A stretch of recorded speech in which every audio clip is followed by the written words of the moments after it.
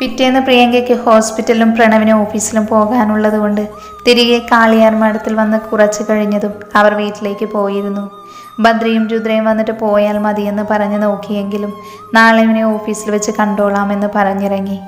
പ്രിയങ്ക കാറിൽ കയറിയിരുന്ന് തിരിഞ്ഞു പുറത്തേക്ക് നോക്കുമ്പോൾ വിജിത്ത് കയ്യിലിരുന്ന ഫോൺ ചെവിയിൽ വെച്ച് അവൾക്ക് മാത്രം കേൾക്കാനും മനസ്സിലാകാനും കഴിയുന്ന അവൻ്റെ പ്രണയത്തിൻ്റെ ഭാഷയിൽ പറഞ്ഞു, ഞാൻ വിളിക്കാം, കോൾ എടുക്കണമെന്ന്.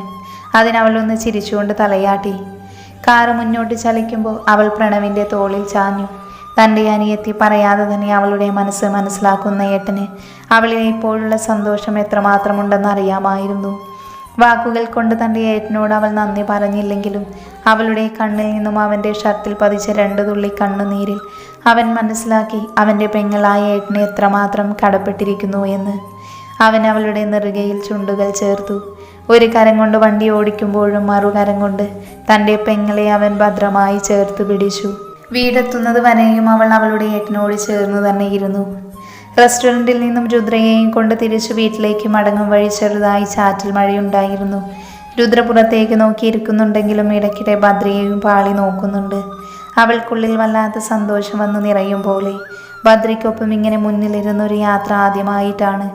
അതും താൻ ഒരുപാട് ആഗ്രഹിച്ച കാര്യം കൂടിയാകുമ്പോൾ സന്തോഷത്തിന് അതിരുകൾ ഉണ്ടായിരുന്നില്ല. ശരിക്കും ബദ്രിയുടെ മനസ്സിൽ ഇപ്പോൾ തന്നോട് തോന്നുന്നത് എന്താണെന്ന് അറിയില്ലെങ്കിൽ പോലും ഈ യാത്ര അവസാനിക്കാതെ ഇങ്ങനെ തന്നെ മുന്നോട്ട് പോകണമെന്ന് മനസ്സുകൊണ്ട് ആഗ്രഹിക്കുകയും പ്രാർത്ഥിക്കുകയും ചെയ്തു.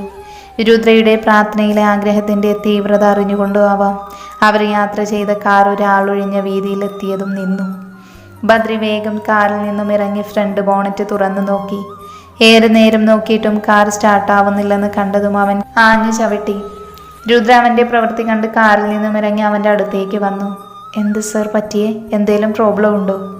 വണ്ടി മുന്നോട്ട് പോകില്ല, ബ്രേക്ക് ഡൗൺ ആയി. അപ്പം നമ്മളിനി എങ്ങനെ വീട്ടിൽ പോകും? ഇപ്പോൾ തന്നെ ഏറെ വൈകി. നമ്മളെ കാണാതെ പേടിക്കില്ലേ അവർ? നീയും ഞാനും ഒരുമിച്ചാണുള്ളതെന്ന് എല്ലാവർക്കും അറിയാം. അതുകൊണ്ട് അധികം അതോർത്ത് താൻ വിഷമിക്കേണ്ടതില്ല. ബദ്രി അവളെ നോക്കി അത്രയും പറഞ്ഞ് തിരിയുമ്പോൾ ചെറുതായി പെയ്ത ചാറ്റൽ മഴ ആർത്തലച്ചു പെയ്യാൻ തുടങ്ങി. രുദ്രയും ബദ്രിയും വേഗം കാറിൻ്റെ ഡോറ് തുറന്ന് മുന്നിലേക്ക് കയറി. അപ്പോഴും 2 പേരും നല്ല രീതിയിൽ അത്യാവശ്യം നനഞ്ഞിരുന്നു. ബദ്രി ഒരു നിമിഷം രുദ്രയെ തന്നെ നോക്കിയിരുന്നു. അവളിട്ടിരുന്ന ചുരിദാറിൻ്റെ ഷോൾ എടുത്ത് തലയിലിട്ടു മുഖത്തും കയ്യിലുമൊക്കെ പറ്റിയ ഈർപ്പം തുടച്ചു മാറ്റുകയായിരുന്നു. അവൾ വീണ്ടും മുടിയിഴകളിൽ തുടച്ചുകൊണ്ട് തിരിയുമ്പോൾ കണ്ടു തന്നെ നോക്കിയിരിക്കുന്ന ബദ്രികയെ. അവൾ അവനെ ഒരു നിമിഷം നോക്കിയ ശേഷം അവന് നേരെ ഷോൾ നീട്ടി. അപ്പോഴും അവൻ്റെ കണ്ണുകൾ അവളുടെ മുഖത്തും കഴുത്തിലുമായി ഓടി നടന്നു. അവൾ തുടച്ചിട്ടും അവളുടെ കഴുത്തിലുള്ള കുഞ്ഞു കുഞ്ഞു കാക്കാപ്പുള്ളികളിൽ പറ്റിയ ഈർപ്പത്തിൽ നിന്ന് തന്നെ അവൻ്റെ നോട്ടം വന്നു നിന്നു. അവൻ്റെ മനസ്സ് വീണ്ടും എവിടെയൊക്കെയോ അവളെ അങ്ങനെ തന്നെ നോക്കിയിരുന്ന നിമിഷം നഷ്ടമായി പോകുന്ന പോലെ തോന്നിക്കൊണ്ടിരുന്നു. അവൻ വേഗം അവളിലെ നോട്ടം പിൻവലിച്ചുകൊണ്ട് അവളുടെ ഷോള് വാങ്ങി തല തുടയ്ക്കാൻ തുടങ്ങി. തന്നെ നോക്കാതെ തല തുടയ്ക്കുന്ന ബദ്രിയെ കാണുമ്പോൾ അവൾക്ക് ചിരി വന്നു. എന്നാൽ പെട്ടെന്ന് പുറത്ത് പെയ്തുകൊണ്ടിരിക്കുന്ന മഴയ്ക്ക് കുറച്ചുകൂടെ ശക്തി കൂടാൻ തുടങ്ങി. അതോടൊപ്പം വലിയ ശബ്ദത്തിൽ തന്നെ ഇടിയും മിന്നലും ഭൂമിയിലേക്ക് പതിച്ചു. രുദ്ര പേടിച്ച് നിലവിളിച്ചുകൊണ്ട് കാറിൽ ഇരുന്നു കൊണ്ട് തന്നെ ബദ്രിയെ ചുറ്റിപ്പിടിച്ചു. അവൻ്റെ ദേഹത്ത് കിടന്ന ബ്ലാക്ക് കോട്ടിനിടയിലൂടെ നെഞ്ചിലേക്ക് മുഖം പൂഴ്ത്തി വെച്ചു. ബദ്രി ഒരു നിമിഷം നിശ്ചലമായി. ആദ്യമായാണ് തൻ്റെ വൈഷുമോളും അമ്മയുമല്ലാതെ മറ്റൊരു പെൺകുട്ടി ഇത്രയും അടുത്ത് തന്നോട് ചേർന്നു നിൽക്കുന്നത്. അവൻ്റെ ഹൃദയം എപ്പോഴത്തേക്കാളും ഇന്ന് വേഗത്തിലിടിക്കാൻ തുടങ്ങിയതുപോലെ. അവൻ അവളെ തന്നെ നോക്കിയിരിക്കുകയാണ്. നന്നായി പേടിച്ചിട്ടുണ്ടെന്ന് ഓരോ ഇടിമുഴക്കത്തിൻ്റെ സൗണ്ട് കേൾക്കുമ്പോഴും തന്നിൽ മുറുകുന്ന അവളുടെ കരങ്ങളിലൂടെ അവൻ മനസ്സിലാക്കി. അപ്പോഴും അവൻ്റെ കരങ്ങൾ തിരികെ അവളെ പുലർന്നില്ല. ഇടിയുടെ ശബ്ദം കുറഞ്ഞു. ഇപ്പോൾ ഇടയ്ക്കിടെ ചെറുതായി മിന്നൽ വെട്ടം മാത്രം പതിക്കുന്നുണ്ട്. അപ്പോഴും മഴ തോരാതെ തന്നെ അതുപോലെ പെയ്തു.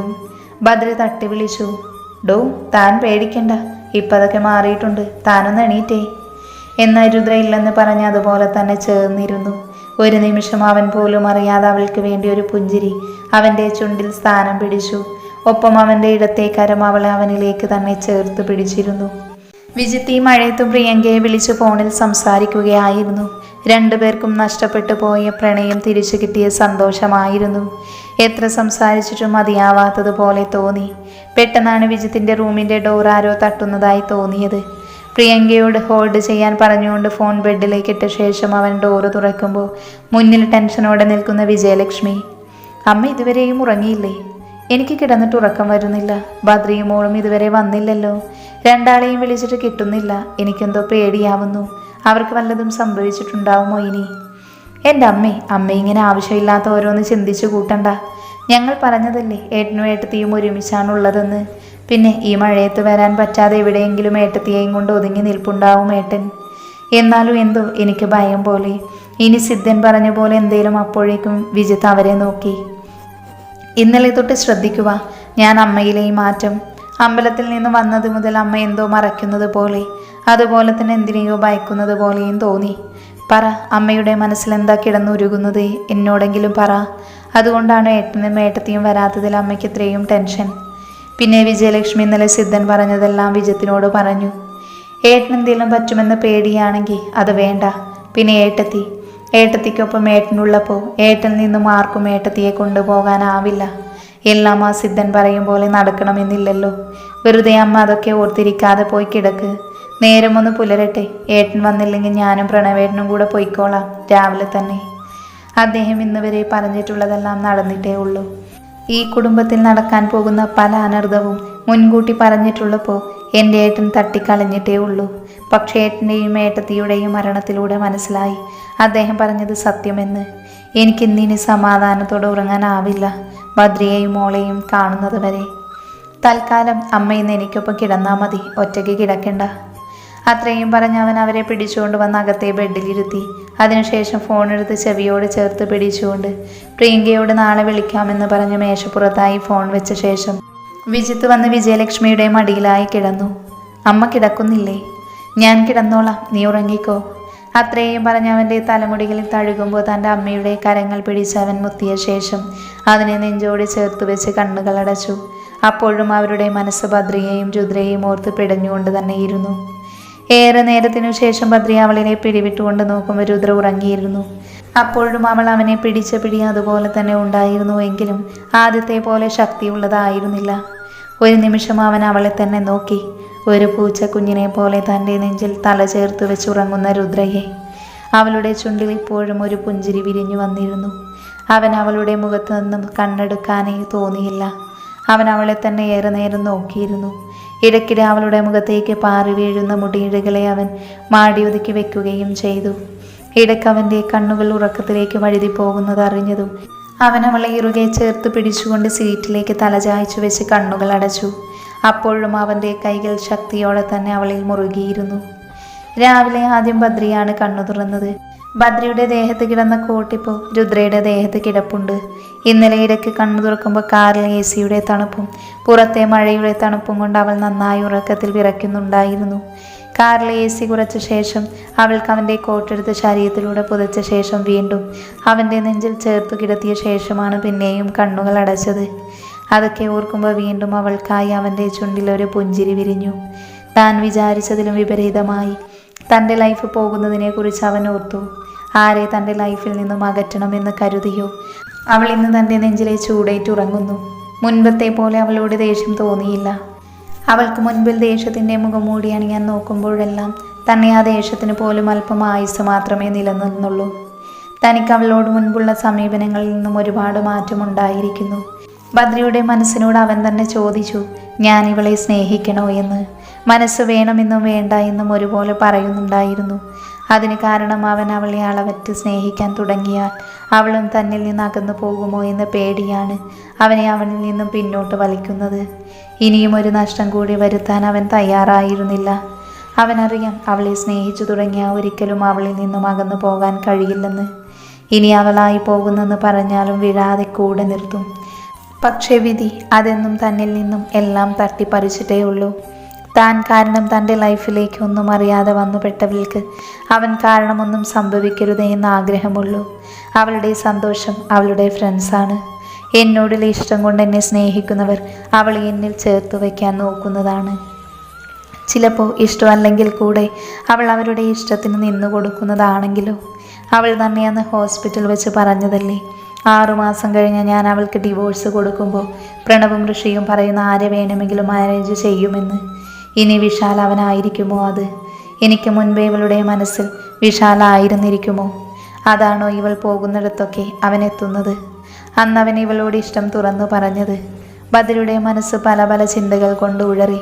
അവന് പോലും മനസ്സിലാവുന്നില്ല അവൻ എന്തൊക്കെയാണ് ചിന്തിച്ച് കൂട്ടുന്നതെന്ന്. അവൻ അവളെ പിടിയൊന്ന് അയച്ച ശേഷം അവളെ അവളുടെ സീറ്റിലേക്ക് ചേർത്തു കിടത്തി. പിന്നെ ഫോണെടുത്ത് ഡ്രൈവർ രാജുവേട്ടനെ വിളിച്ചു. ബദ്രി ഫോൺ കട്ട് ചെയ്ത് രുദ്രയെ നോക്കുമ്പോൾ അവൾ എണീറ്റിരുന്നു. രുദ്രമെല്ലെ കണ്ണുകൾ തുറന്നു നോക്കുമ്പോൾ അവളുടെ ദേഹത്ത് ചേർന്ന് കിടക്കുന്ന ബദ്രിയുടെ കോട്ടാണ് കണ്ടത്.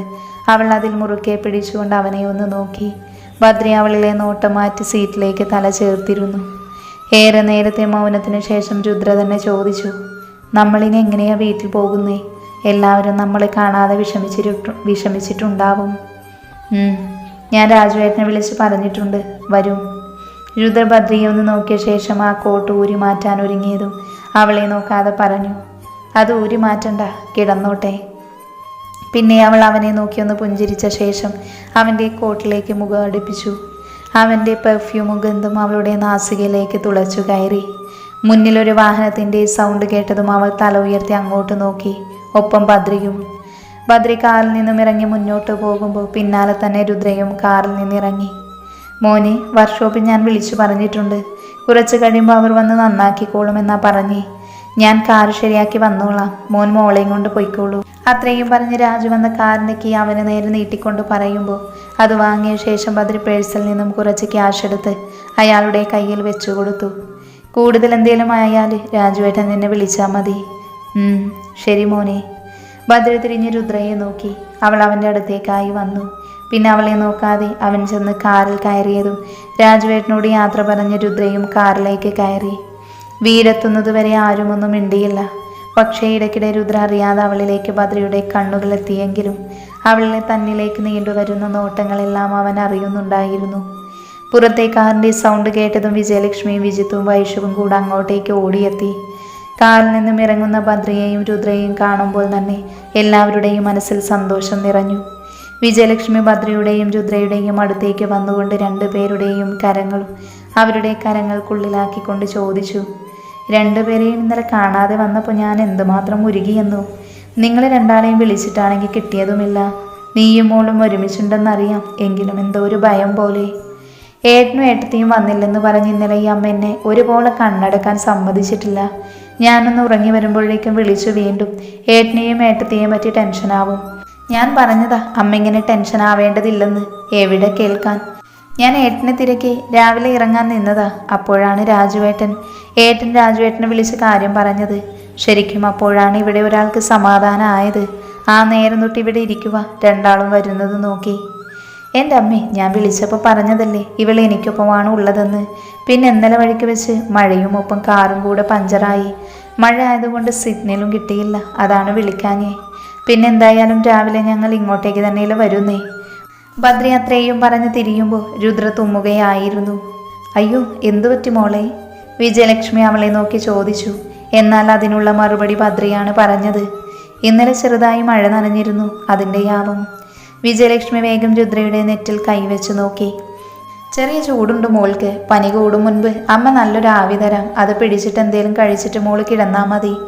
ഒന്ന് ഉറങ്ങി എണീക്കുമെല്ലാം ശരിയാവും. അത്രയും പറഞ്ഞ് വിജയലക്ഷ്മി രുദ്രയെയും കൊണ്ട് അകത്തേക്ക് ചെല്ലുമ്പോൾ ബദ്രിയും അവർക്കൊപ്പം പോയിരുന്നു. വിജിത്ത് തിരിഞ്ഞു നോക്കുമ്പോൾ ഇവിടെ എങ്ങുമേ അല്ലെന്ന രീതിയിൽ എന്തോ കാര്യമായി ചിന്തിച്ചു നിൽക്കുന്ന വൈഷുവിനെയാണ് കണ്ടത്. അവൻ വൈഷുവിൻ്റെ തലക്കിട്ടൊരു കൊട്ടു കൊടുത്തതും അവൾ തലയിൽ തിരുമ്മിക്കൊണ്ട് വിജിത്തിനെ നോക്കി. എന്താടാ ചേട്ടാ, എൻ്റെ തലക്കിട്ട് തട്ടിയേ? നീ എന്താ വിളിച്ചേ? പട്ടിയെന്നോ? ഇനി വിളിക്കുമോടി അങ്ങനെ? അത്രയും പറഞ്ഞ് അവളുടെ ചെവിക്ക് പിടിച്ച് തിരിച്ചതും അവൾ നിലവിളിച്ചു. എൻ്റെ ചെവി വേദനിക്കുന്നു, വിടടാ. ഏട്ടൻ്റെ ഒരേ ഒരു അനിയത്തിക്കുട്ടിയല്ലേ ഞാൻ. അധികം സോപ്പിടണ്ട മോള്. ഇനി ഇങ്ങനെ വിളിക്കുമോ നീ?